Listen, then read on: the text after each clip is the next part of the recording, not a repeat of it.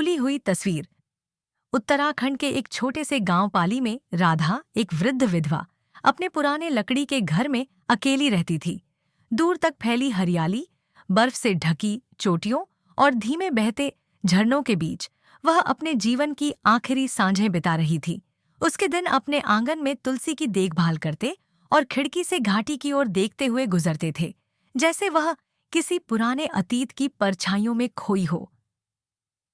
एक ठंडी बारिश भरी शाम, जब राधा अपनी छत की काट के नीचे रखे पुराने बक्से को साफ कर रही थी, तो उसे एक जंग लगे पीतल के डिब्बे में एक धुंधली सी तस्वीर मिली। ये तस्वीर उसके दिवंगत पति राजन की थी, जिसमें वह किसी अनजान महिला के साथ मुस्कुराते हुए खड़े थे।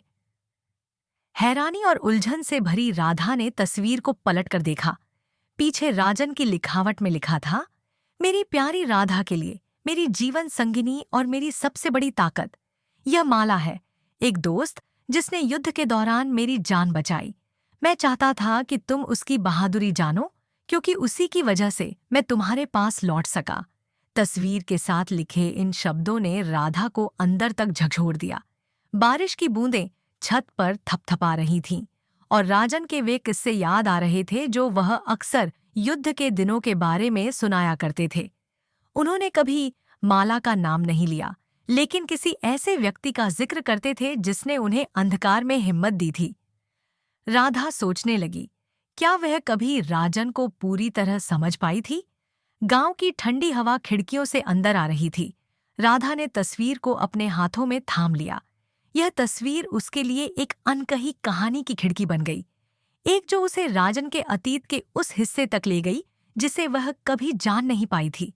कई दिनों तक वह अपने घर के लकड़ी के आंगन में बैठी रही, घाटी की ओर देखते हुए तस्वीर को अपने दिल से लगाए।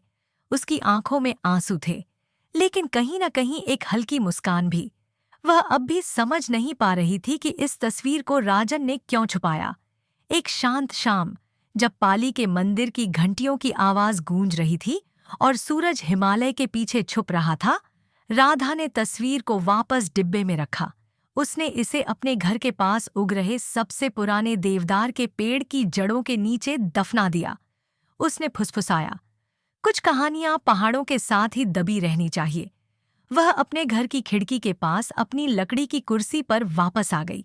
ठंडी हवा उसके चेहरे को छू रही थी और घाटी में बहते झरनों की आवाज जैसे उसे अपने भीतर के सवालों का जवाब दे रही थी। लेकिन वह अब भी दूर क्षितिज को देख रही थी, जैसे किसी अनदेखे राज का इंतजार कर रही हो।